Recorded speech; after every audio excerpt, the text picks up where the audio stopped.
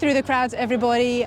Absolutely ecstatic atmosphere for the Saturday at the GoodGuys event, Southwest Nationals 25th year. And here we are at Scottsdale, Arizona. And in true fashion, we've got true GoodGuys fashion. We've got the Nitro Fest cars, which has just stopped, which has allowed us to talk and chat. Beautiful Catalina right here. Beautiful paint job. Going to get a lot more information on this and check out the paintwork on this one. Brilliant, absolutely brilliant. Freddie, how's it going? Good, how are you? Good, nice to meet you. What I'll do is I'll give you this little mic and you can clip it somewhere near your collar so we can hear you now that the Nitro cars have stopped. Beautiful car, ma'am. Absolutely beautiful. You have a good time riding it? Yeah. I'm going to go and find out more information on it. All right. Okay, Freddie, let's start with this, and then I do want to come to yours as well. So this is your parents? Yes. Okay, beautiful. 67? 68. 68. Pontiac Catalina. Beautiful. Okay, here we go. So, restoration of this, how long would that have taken? It took me about 6 months. We were both off for injuries, so it took a little bit longer for us to get it done. It normally would have taken us about 3 weeks, or 3 months, I should say, not 3 weeks. 6 months is still very quick. Yes. It's still very quick to restore a car. Now, what was the state of this when you first got it? It was actually a nice car. It was a nice driver. Okay. It wasn't rusty or bad or anything. Was it all stock? Yeah. Yeah. So Wow. we airbagged it, painted it, repainted it, and the interior was already done. So the interior we didn't have to mess with. Okay, but they hadn't Changed done the wheels anything. and tires and did the air ride on it. Changed the grill. It had a different grill on it. So this is the Pontiac Grand Prix grill. Okay. So. It was one of the first things that caught my eye as I was walking up here. Obviously, the way it's sitting so flush on the ground as well. And it just catches so many attention. Of course, here everybody wants to stop here and have a look at it. It's brilliant the way it sits, but definitely that grille caught my eye. So how different is this to the stock in 67? From a 67, the front ends are different because the peak doesn't come out as much. Was it still split? And yes. Okay. And it didn't have, like, the headlights were more pronounced inside. So it like coved in instead of being flat like this. Now these headlights here, when it gets turned on, where do they go? They go down. They go down. Slide down. They slide down. So, like, I could give you a little, like. Wow, look at that. And it's such a cool effect when that happens in the nighttime, isn't it? Yes. Everybody trips out on it. Beautiful. We're definitely going to talk about the paint because I know that's what your specialty is. What's under that hood? Can we see it? I believe it's a 400. I'm not sure. I don't know if it's even clean. Go figure.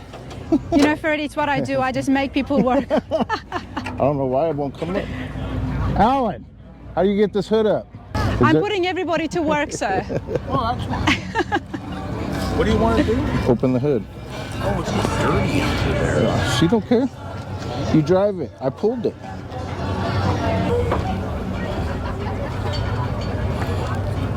Not only are these Catalina hoods pretty long and large, but I mean, by the looks of it's pretty heavy too. There we go. That's a 400, right? Yeah. It's all dirty. That's all right, sir. Yeah. This is a driver. It's supposed to be dirty. Yeah. It's supposed to be dirty. Right. So you said that engine was a 400? Yes. And you've got airbags on this as well? Yes. Brilliant. And the interior was already done? The interior was already done. I don't even know who did it, to tell you the truth. So he did add the steering wheel and the color bar. Okay. He did do. So that's where kind of you started off, and from the steering wheel. Right. Beautiful steering wheel there. It's purple, mixture of purple with flakes in there. I call them glitter. You car people call it flakes. Right. So using that color now, you decided to do this here on the roof. Right. Wow. It's candy brandy wine and cobalt blue only, and candy green. That's only the 3 colors I used in it. I just blended them all together to make different colors. So when you think about wanting to do a pattern on the roof like this, do you put it on paper first? No, I just start taping it out, and I'll tear off rolls and rolls of tape before I get to what I like. I just follow the body lines, as you can tell how it's like that, and then most people go like from here to here. I just went all the way down because I thought it looked better and flowed with the carb.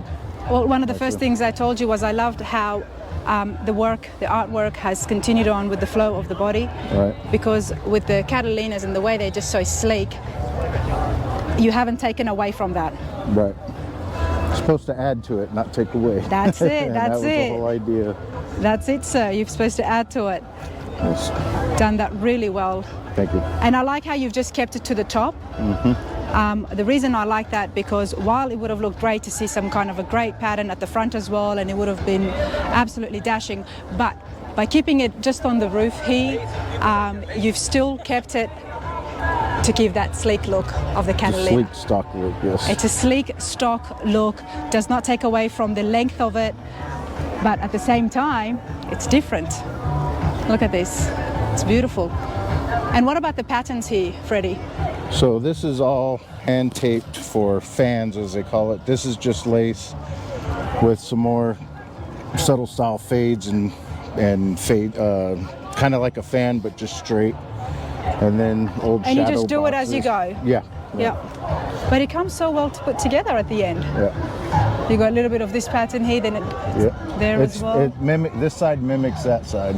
Okay. You know, same with this and that, this, and on the other side, it all mimics the same. And that's why it flows. So once you get the first side done, and that's what you work on, you do the one side, and then when you know and you're happy with it, then you can replicate it on the other side. Try to replicate. None of it's perfect. None of it's perfect. It's all done by hand, so it's whatever it comes out at the end. Well, that's... Come in here, Alan. Tell me about the wheels. The wheels are Krieger Star Wires. Krieger Star Wires. Done in the 80s, and they were new old stock wheels, which means they were brand new in the box. But they were 40 years old. Wow, 1980. Yeah. They look great, don't Still they? had the warranty stickers in the box and everything. And how did you come across that? Where did you find it? I think it was Craigslist. Oh, there you go. Yeah. There you go. It's Craigslist. perfect for this car, isn't it? Yes. Oh, it's brilliant. And did you had have several any... wheel swaps on it. What was that, Freddie? It had several wheel swaps on it before he found this combination. I bet. And did you guys talk together at all about what you wanted, or you let Freddie with the paintbrush say, "Yep, go wild, son"? Oh yeah, I just let him Do what you I want. wanted it's what's going on there? Burnout Burnout. contest. There's the burnout contest, everybody. I told him I wanted it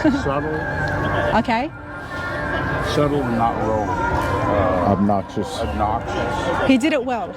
He did it well. Brilliant work. Brilliant pinstriping and the patterns and everything. And I love that your dad came around and said that he had a part in cutting out the scales. Correct. So what was that? He would Just take a piece of cardboard and cut it out so it looks like a fish scale, a backwards fish scale. Yep. So then I could just put it on And then you would dip that in paint. No, I just set it. What I would do is I'd just set it like this, and then just take my paint gun and just lightly mist it over every individual one. Wow. So it creates that fade. And you just walk it back and forth, so that way it gives you the points here. So that way you can see how it's rounded and it steps over each other. So much detail, so much patterns. And yes, you said there's a lot of tape work, but at the same time, it's a lot of work. How long did it take you? It took me 7 days. That's quick. Yeah. That's quick, you know. When it comes to such artistic work, it is quick. Now, Freddie, you've got an awesome car there too. We're going to get to that. But beautiful 68 Catalina. Look at this number plate. Styling. Freddie, you do such great work. Do you do this for a living? I used to. Okay. I no longer do it anymore. Great job. This is your ride here. Yes. What is it? It's a 60 Brookwood. It's the poor man's Parkwood Impala wagon. pretty much. It came with vinyl floors and a 6-cylinder with 3 on the tree. Well, you know what, Freddy, doesn't look like a poor man's wagon anymore, that's No, for sure. no, it's not. It definitely does not.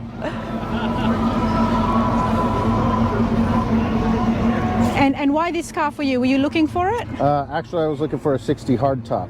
Okay. But I found this with a friend of mine in Carson City, Nevada, and the price was right, so I bought it. And I've built several wagons back in the day, so might as well. Well, why the wagon?